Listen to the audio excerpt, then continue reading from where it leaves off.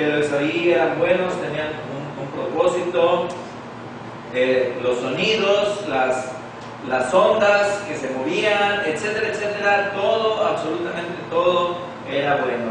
Las ondas de luz que se crearon en un inicio, todo era bueno. Él no es el creador del pecado, ni de los efectos que el pecado tiene.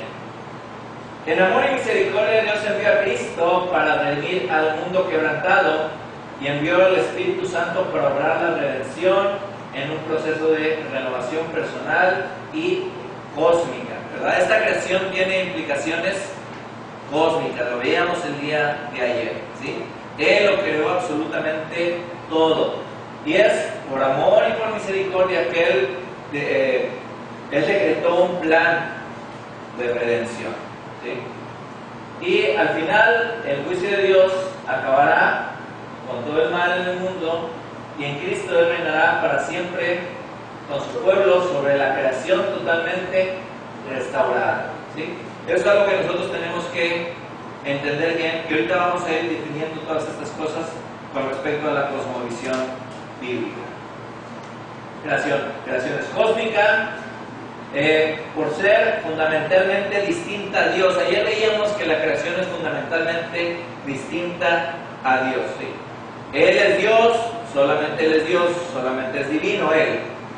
Todo lo demás es creación, ¿sí? Fíjense que a veces nosotros llegamos a considerar incluso a los ángeles como algo fuera de la creación, ¿verdad? Pero los ángeles son creación de Dios, ¿verdad? Desde este punto de vista, incluso los ángeles están más cerca de nosotros porque pertenecemos a la creación. Solamente Dios es Dios. Los ángeles no son divinos, ¿sí? Las leyes naturales no son divinas. Los principios, o lo que a veces nosotros le llamamos los valores universales, la bondad, el amor, el perdón, el respeto, todo eso no es divino. Son cosas que no están por encima de Dios. Son cosas que no están por encima de Dios. Únicamente Dios es Dios, ¿verdad? Él únicamente es divino. Y todo lo demás es creación. A veces nosotros fallamos en entender esto y queremos ajustar a Dios a estándares que nosotros creamos, ¿verdad? Sí, y decimos, esto es amor, bueno, Dios tiene que ajustarse a eso. O esto es bondad, y decimos, Dios tiene que ajustarse a eso.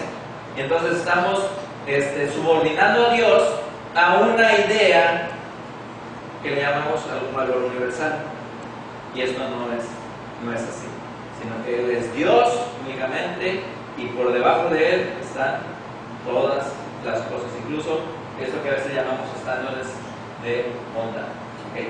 No existe un dualismo entre algo espiritual y algo natural, o entre algo sagrado y algo secular, o entre algo religioso y algo neutral, ¿verdad?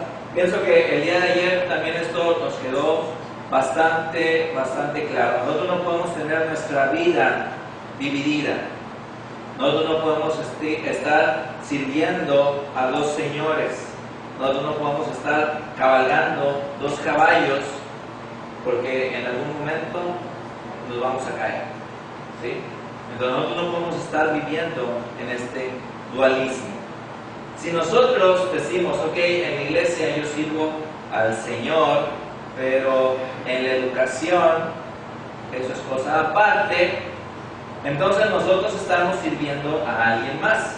Si nosotros no estamos sirviendo a Dios, estamos sirviendo a alguien más, estamos sirviendo a algún ídolo. Y eso no lo podemos nosotros hacer sin estar ofendiendo a Dios. Porque Él quiere que nosotros le seamos íntegros de corazón en todas las esferas de nuestra vida, en nuestra educación, en nuestra familia, en nuestro trabajo, en nuestra economía, en nuestra ideología política, hasta cuando estamos cambiando una llanta, ¿sí? Hasta el hombre que está arando en el campo, que nosotros podemos hacer. No, hablar en el campo pues es algo pues, meramente secular, que tiene que Dios que ver con eso, ¿verdad? Hasta estar barriendo en la casa, ¿sí? Nosotros podemos decir, pero pues, ¿qué tiene Dios que ver con eso? ¿Sí? Si nosotros no lo estamos haciendo para Dios, lo estamos haciendo para un hijo. Y tenemos que nosotros cuidar para quién estamos haciendo las cosas. No hay ninguna disciplina que sea más cristiana que otra, ¿sí? No hay ninguna disciplina que sea más cristiana que otra. Puede ser maestro. Bueno, yo soy el maestro de Biblia, pues yo soy bien espiritual, ¿verdad? Pero el maestro de educación física, no, ese nada más lo está ahí corriendo y brincando y moviéndose para ahí para acá. ¿Qué tiene de espiritual eso? Eso no tiene nada de cristiano, ¿sí? La clase de Biblia puede ser, o incluso la clase de valores, ¿sí? Uno puede decir, no, la clase de valores, en la clase de valores se puede aplicar muy bien nuestra fe cristiana, pero en la clase de química, no, eso es otra cosa, eso pudiera ser menos cristiano. O en la clase de arte, no, la clase de arte menos, porque luego hay que hacer unas pinturas ahí muy raras y tocan música muy a la moda y no. Nosotros no tenemos que caer en este error, ¿sí? Tanto la clase de matemáticas como la clase de escuela dominical en la iglesia, ¿sí? Son igualmente para la gloria de Dios, ¿verdad? Y las dos tienen que ser enseñadas desde un punto de vista cristiano. Y las dos pueden ser enseñadas de manera equivocada sin tomar en cuenta a Dios. Incluso la clase de escuela dominical puede ser enseñada sin tomar en cuenta a Dios. Esto es un error bastante común. ¿Puede un maestro de escuela dominical estar enseñando acerca de Noé? Y decir, miren qué bueno que era Noé. Y miren lo que Noé hizo un barco muy grande y trajo a todos los animales, porque Noé amaba mucho a los animales. Entonces, cuando Dios muy enojado mandó ahí la lluvia, que todos se ahogaran, Noé salvó a los animales. ¿Qué les parece a ustedes alguien que enseñara de esta manera? Totalmente incorrecto, ¿verdad? Sí. Y ya después que Dios vio que no era bueno, dijo, bueno, pues te voy a dar chance de que vuelvas a morder la tierra. Ya después de que vio todos los méritos que Noé hizo.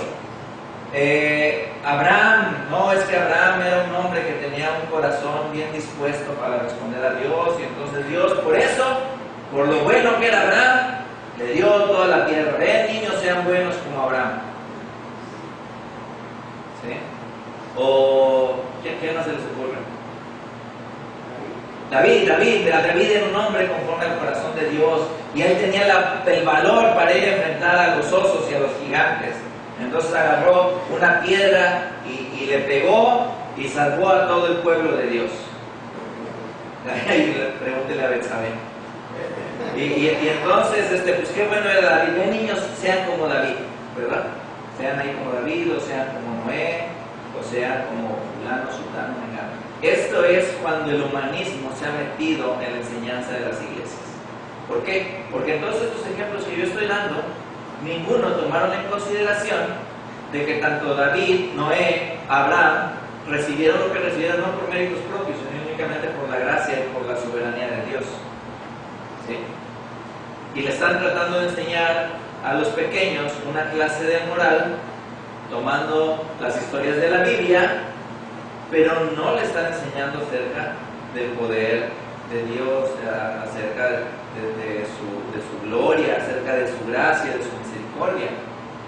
Incluso una clase de escuela dominical pudiera estar siendo mal orientada, a pesar de que utilicen la Biblia como su libro de texto, ¿verdad?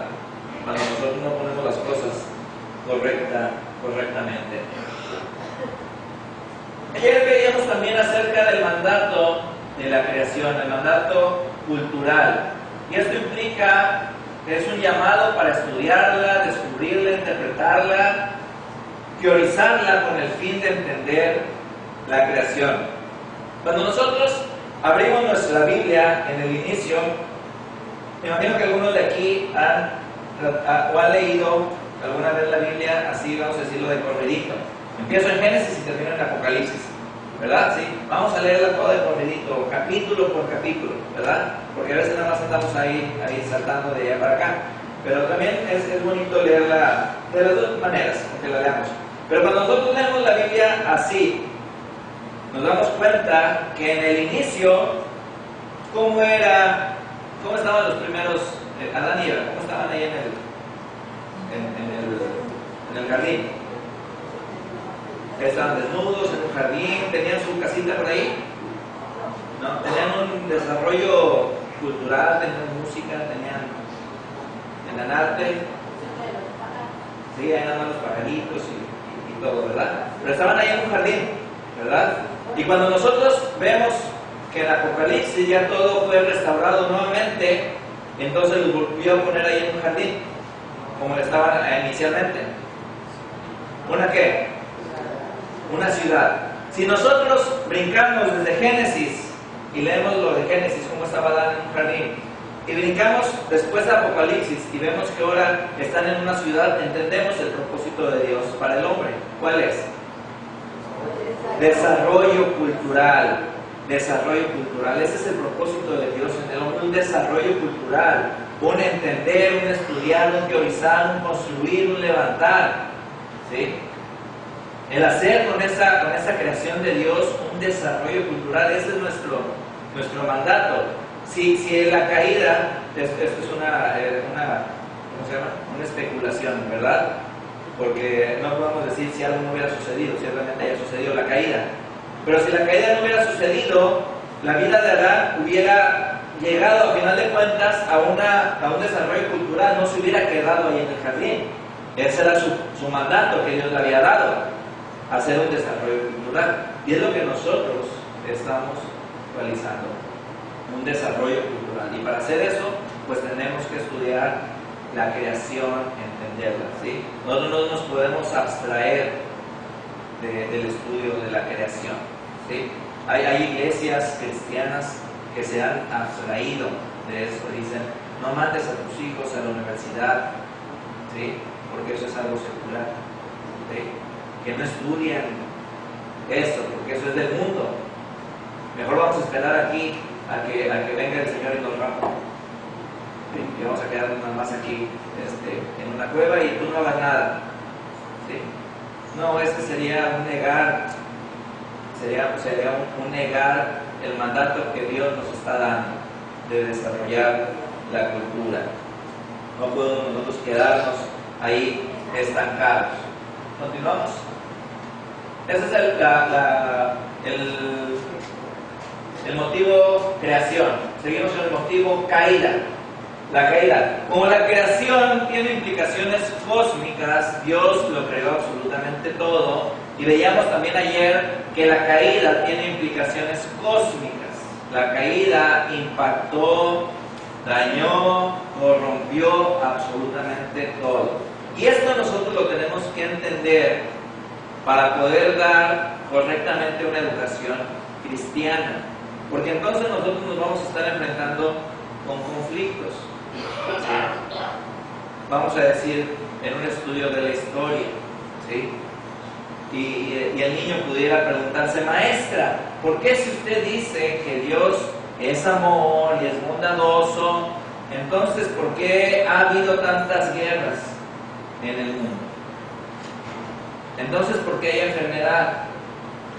¿Por qué hay muerte? Porque hay hogares separados. ¿Dónde está entonces ese Dios bondadoso? ¿Dónde está entonces ese Dios de amor? Y si nosotros no entendemos que la caída tiene implicaciones cósmicas, ¿sí? Que impactaron no solamente la fe, o no solamente la voluntad del ser humano, sino toda la creación, entonces si nosotros no entendemos esto, no le podríamos dar una respuesta adecuada a nuestros alumnos. ¿Sí? ¿Por qué le diríamos que ocurren las guerras? Por la caída, ¿sí? Porque el hombre es pecador. ¿Sí? ¿Por qué ocurren las enfermedades? Por la caída, porque nuestro cuerpo se corrompe. ¿Sí? ¿Por qué morimos? Por la caída. ¿Sí? Por nuestro pecado tenemos que morir, porque la paga del pecado es muerte. ¿Por qué los problemas económicos en el mundo? Por la caída. ¿Sí? ¿Por qué los problemas políticos en el mundo? Por la caída. ¿Sí? Todo esto tiene que ver con la caída. Todo lo que sucedió fue por la caída del ser humano en pecado y que lo corrompió absolutamente todo. ¿Sí? Lo corrompió absolutamente todo. No fue únicamente la fe. No fue que el ser humano estaba así y únicamente se le quitó la fe, como lo dice la Iglesia Católica, ¿verdad? Como lo dice el escolasticismo. Únicamente fue una parte de la fe y únicamente hay que agregarle esa fe a la naturaleza que ya está y ya todo se compone. ¿Sí? No es así, tiene que ser algo más radical, algo más de fondo. Y además, este mismo pecado ha distorsionado nuestra capacidad como seres humanos para poder interpretar la revelación de Dios, tanto de creación como de la escritura. ¿Sí? Es una incapacidad. ¿Sí? Estamos viendo como con los ojos borrosos, ¿sí? Nublados, no podemos entender bien. ¿Por qué? Por la caída. ¿Por qué los científicos a veces llegan a conclusiones equivocadas? ¿Cuántas veces a lo largo de la historia no se han cambiado las teorías científicas? ¿Cuántas veces no se han cambiado? Sí, primero decían que el planeta Tierra era el centro del universo, ¿sí? Y todos decían sí, así es. Y aparte la Tierra era plana. Y le estaban cargando allí unos elefantes o una tortuga, no sé qué. Y después se cambia la interpretación. Vamos a interpretar la creación de otra manera. Y entonces ahora es así. Y entonces ahora vamos a interpretarla de otra manera distinta. ¿Por qué no la podemos interpretar bien desde un inicio? Por la caída, ¿verdad? Porque incluso nuestro razonamiento está impactado, está dañado por el pecado. Y nuestro entendimiento, ¿sí? Nuestra manera de ver las cosas. Tenemos presuposiciones sobre el mundo, sobre la realidad, y eso nos afecta al momento de nosotros querer entender. ¿Sí? Eso también ha sido afectado por el pecado. Y nosotros tenemos que entender eso cuando estamos preparando nuestras clases, cuando estamos tratando de enseñar, cuando un niño no nos entiende por más que lo explicamos. ¿Sí? ¿Y por qué este niño no nos entiende? ¿Por qué por más que le estoy tratando de explicar que 2 más 2 son 4, él me sigue diciendo otra cosa? Y tratamos de buscar muchos argumentos para tratar de resolver este problema, pero si no, nosotros no nos enfocamos en que todo esto es por causa del pecado, de la caída, entonces nosotros nunca vamos a poder dar una respuesta que nos lleve a una solución. Y por último, de estos tres, aquí en este caso vienen 4. La caída, siguiente, la redención. Esta obra redentora que hizo Cristo en la cruz, que Dios decretó desde la eternidad, tiene también implicaciones cósmicas. ¿Sí? Ayer decíamos, no es salvar el alma de un hermano cristiano, ahí, ¿verdad? Y nada más salvar el alma y el cuerpo, pues que se vaya al pozo. ¿Sí? Y que diga Dios, no, a mí lo único que me interesa es el alma, ¿verdad? Y ya allá en el cielo vamos a estar así como puros entes flotantes, puras almas incorpóreas, con nuestra arpa, no sé cómo lo vamos a tocar, si tampoco no tenemos dedos, y estando ahí en las nubes, cantando alabanzas a Dios, ahí en una visión beatífica, sin movernos y sin nada ahí, estando nada más inmóviles, alabando al Señor por toda la eternidad. Y esto es una creencia que a veces nosotros tenemos, que así va a ser nuestra vida allá en el cielo. ¿Sí? Que vamos a ser así como lo pintan en las caricaturas, ¿no? Un angelito ahí, te mueres, te vas, te dan tus alitas, tu viola, tu arpa, tu bata blanca,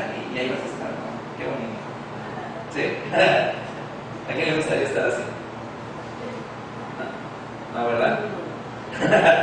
Pero esa es la idea que a veces nosotros, esa es la idea que a veces tenemos con respecto a la salvación, ¿verdad? Pero esta salvación, esta redención tiene implicaciones cósmicas. No viene nada más para salvar un alma, sino viene para restaurar la creación que fue dañada por el pecado. Viene a restaurar al ser humano de manera íntegra, ¿sí? Su mente, su razonamiento, los sentimientos, su voluntad, restaurar a la familia, restaurar la educación, restaurar la política, restaurar la ciencia, restaurar la tecnología, restaurar las artes, restaurar la cultura. Cuando nosotros no tenemos esta visión de que la obra de redención tiene implicaciones cósmicas, entonces nosotros caemos en el error de que echa a un lado las artes, porque las artes son mundanas, ¿sí? Lo único que puedes hacer de arte es cantar alabanzas, y ya no puedes hacer nada más de arte. No te puedes gozar en la pintura, no te puedes gozar en la música, no te puedes gozar en el teatro, no te puedes gozar en la danza, no te puedes gozar en qué otra arte se les ocurre. Tantas que hay, ¿verdad? En las esculturas, etcétera, etcétera, etcétera, que el Señor redime también, para su gloria, para su honra, ¿sí? Y por eso en las escuelas pues se dan clases también de arte, ¿verdad? Pero si nosotros no tenemos esta visión de que Dios redime todas las cosas, entonces deje el arte afuera. Eso no es cosa para que el cristiano se ande metiendo. La política no es cosa para que el cristiano se ande metiendo, porque ahí, es más, hasta se corrompen los cristianos cuando están metidos en política, ¿verdad? Pero entonces, ¿cómo queremos que se hagan leyes justas si no hay justos que estén haciendo leyes? ¿Sí? ¿Cómo queremos que se cobren impuestos de manera justa si no hay un tesorero que no se esté robando el dinero o que cobre los impuestos que vayan conforme a la normatividad de Dios? ¿Sí? ¿Cómo queremos que a nuestros hijos se le dé buena educación en las escuelas si nosotros no estamos ahí para cuidar cuál es la educación que se le debe dar a nuestros hijos? ¿Sí? ¿Cómo queremos que un impío vaya a hacer cosas buenas estando en esos puestos y nosotros quedándonos desde acá esperando que ellos lo hagan? ¿Sí? En lugar de hacerlo nosotros somos quienes tenemos ese mandato, nosotros somos quienes tenemos esa responsabilidad, nosotros somos los que tenemos ese oficio de ver por la creación de Dios, por la buena creación de Dios, ¿sí? Pero nosotros estamos muy cómodos sirviéndole al Señor el día domingo en las 4 paredes de nuestra iglesia, de nuestro templo, ¿sí? Y todo el resto de la semana y la creación de Dios se vaya por el caño. ¿Sí? Qué triste. Qué triste es que esto sea así. Y cuando no vemos que nosotros debemos de ser parte activa, ¿sí? Para estar extendiendo el reino de Dios. El reino de Dios no nada más es la iglesia, ¿sí? Sino es todos los lugares donde la ley de Dios se está estableciendo. Si la ley de Dios y las normas de Dios se establecen en la educación, ahí está el reino de Dios. Si las normas de Dios se establecen en la agricultura, ahí está el reino de Dios. Si la ley de Dios se establece en la medicina, ahí está el reino de Dios. Y es por eso la importancia de escuelas y de instituciones, universidades cristianas, porque ¿quién les va a enseñar a nuestros profesionistas cómo establecer la ley de Dios en sus ámbitos de trabajo, en sus ámbitos donde se van a desarrollar? ¿Sí? Crear ministros, no nada más ministro de culto, ¿sí? Sino ministro en la educación, que va a estar ministrando a Dios, ministro en la política porque va a estar ministrando a Dios, ministro en la agricultura porque va a estar sirviendo y ministrando a Dios ahí, en esa área, en las leyes, en la abogacía, en la economía, en los negocios, etcétera, etcétera. La redención de Dios tiene implicación cósmica, ¿sí? Restaurar la sociedad en este mundo físico. Es el Espíritu Santo quien obra por medio de la actividad humana, ¿sí? Porque nosotros, que somos redimidos, somos guiados por el Espíritu Santo. Y es a través de esta actividad humana que Él va a ir realizando la redención, ¿verdad? También de la actividad académica, también de nuestra actividad académica, nuestros estudios que nosotros realizamos, las investigaciones que se hacen, el trabajo de la enseñanza, y todo esto va guiado por el Espíritu Santo de Dios. Entonces, dado que esta redención, ¿sí? Ojo, porque a veces si nosotros nos ponemos a pensar, pues nosotros lo vamos a hacer, pues somos acá los super buenos. No, esta redención es un regalo de Dios, ¿sí? La redención siempre es un regalo de Dios, no es un logro humano. Y entonces, los seres humanos no son los que van a salvar al mundo, ¿sí? No es por nuestros logros tecnológicos o nuestros logros intelectuales por lo que vamos a salvar al mundo. Este es el evangelio que se enseña en las escuelas, en las escuelas públicas o en las escuelas humanistas, que es el ser humano en base de su esfuerzo, en base de su desarrollo tecnológico, en base de los logros que se vayan obteniendo, que se va a lograr salvar a la humanidad, ¿sí? Vamos ahora a hacer un desarrollo tecnológico en cuanto a medicina y vamos a acabar con las enfermedades de la tierra, nos vamos a salvar, ¿sí? O vamos a hacer un desarrollo tecnológico de alimentos genéticamente modificados para que se produzca más, tengan más nutrientes y vamos a acabar con el hambre de la tierra. Vamos a hacer un desarrollo tecnológico donde tenga que haya más industria y haya más trabajo, y entonces vamos a acabar con los problemas y con las guerras y con todo eso.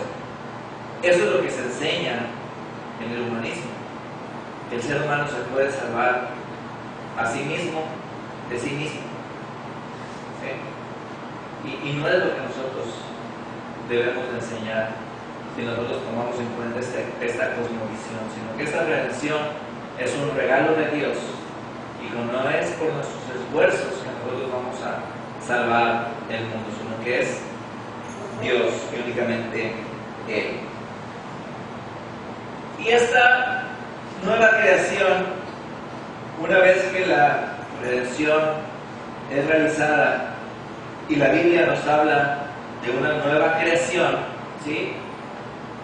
Esta es la misma creación que Dios hizo originalmente y será restaurada en su totalidad, ¿sí? Por más esfuerzo que nosotros queramos realizar en estos días para hacer una política cristiana, no la vamos a lograr en su totalidad. No la vamos a poder lograr de este lado de la eternidad. No vamos a poder lograr en su totalidad una educación cristiana. Nunca vamos a poder, con nuestros esfuerzos, abarcar que todo el mundo y todas las escuelas sean cristianas, o que todas las instituciones sean cristianas, o que todos los gobiernos sigan las leyes cristianas, ¿sí? Tenemos ni siquiera, y eso que las tenemos aquí cerquita, poder restaurar a todas las familias de la iglesia, ¿verdad? Si es una tarea que ni siquiera eso podamos hacer, y eso que los tenemos aquí todas las semanas, ¿verdad? Sino, ¿cuándo se va a lograr eso? La nueva creación. Entonces vamos a ver otra vez, como fue en un inicio, toda la buena creación de Dios, totalmente libre de la corrupción del pecado. Amén. Totalmente libre de la corrupción del pecado, únicamente por la gracia salvadora. Este resultado está asegurado. O sea, la victoria está ganada, ¿sí? La palabra de Dios ya lo dice, que esa victoria está ganada, que es el resultado, nosotros ya lo tenemos asegurado. Ya conocemos cuál es el final de la historia. ¿Sí? ¿Qué es lo que tenemos? No podemos entonces nosotros estar con un perfil bajo. Ay, eso es muy difícil y no sé si lo voy a poder lograr. ¿Sí? No sé si esa obra que Dios me está mandando que haga pueda realizarse. ¿Sí?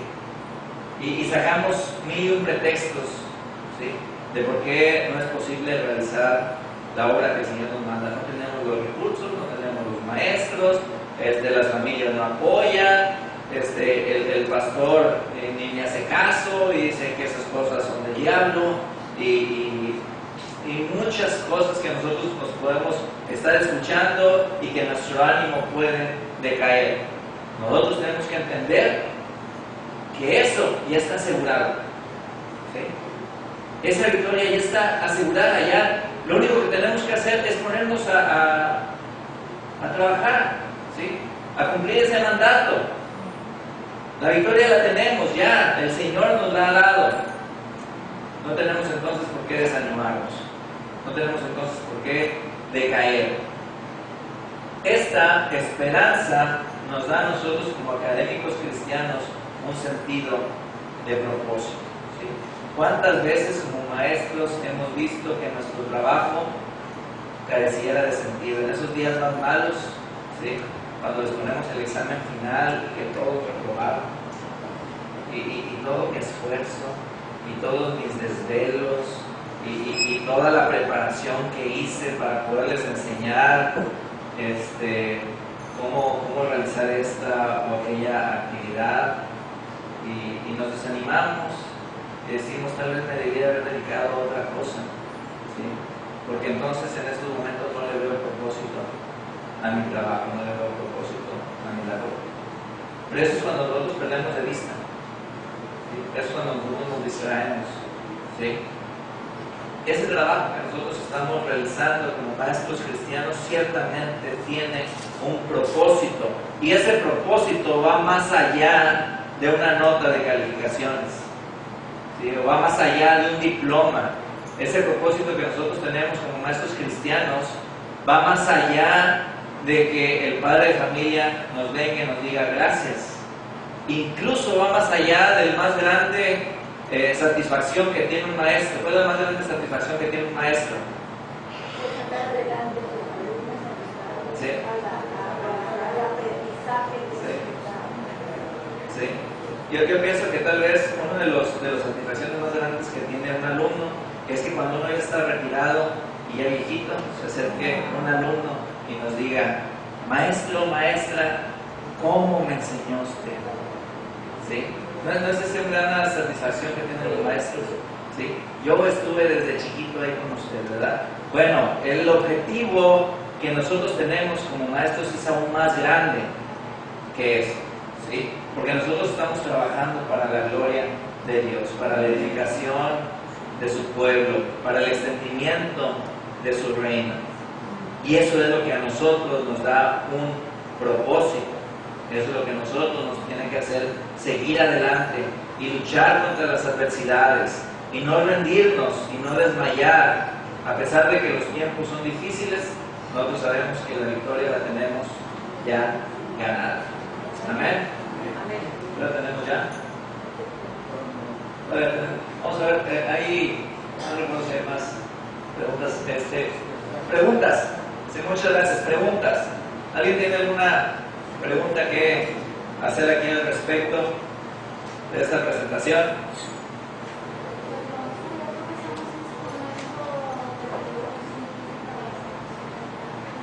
Así es. Somos el cuerpo, ¿verdad? Sí, somos el cuerpo, y como ese cuerpo somos los que tenemos que estarnos moviendo. Es Dios quien está actuando a través de nosotros. Vimos ayer que Él actúa de manera mediata y de manera inmediata, ¿sí? Pero pues nosotros no tenemos que sentarnos ahí y decirle, Dios, si tú puedes actuar de manera inmediata, pues hazlo todo, ¿no? ¿Sí? Porque su voluntad es actuar en ocasiones de manera inmediata a través de su pueblo, a través de su iglesia. Hermano, sí.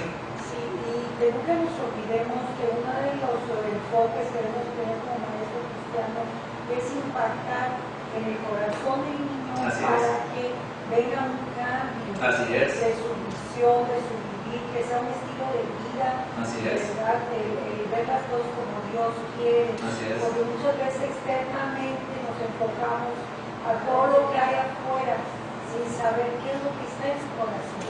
Y es Dios quien trata con nuestro corazón principalmente. Así es, entonces es algo que tenemos que tener bien claro, ¿verdad? Y cuando nosotros entendemos esta cosmovisión y de que aquel problema que trae el niño no es un problema externo, sino que es un problema del corazón, ¿verdad? Pues ¿cuál es la solución ahí? ¿Verdad? ¿Hay algún otro comentario que podamos tener al respecto? Sí, hermano, pastor.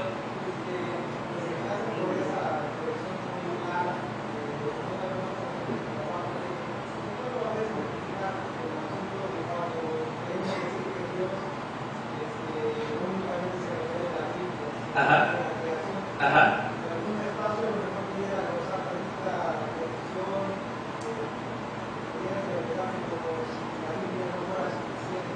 Ah, ok. Si es suficiente, es la única forma de que práctica, pero no es la única manera de que empieza a hablar. Así es. Nos permite a través de la creación, de la palabra, de su que conoce, Dios habla, y que tanto la Biblia y la creación no se contradicen. Así es, no se contradice. La traducción ahorita es nuestra forma de interpretar, que uno no le hace atención. Así es. Pero a veces podemos verificar esto para que uno Más claro. Y bien importante aquí porque me recuerdas que tengo que aclarar otra cosa. La revelación creacional nunca va a ser suficiente para llevarnos a Cristo, ¿sí? O sea, nosotros no vamos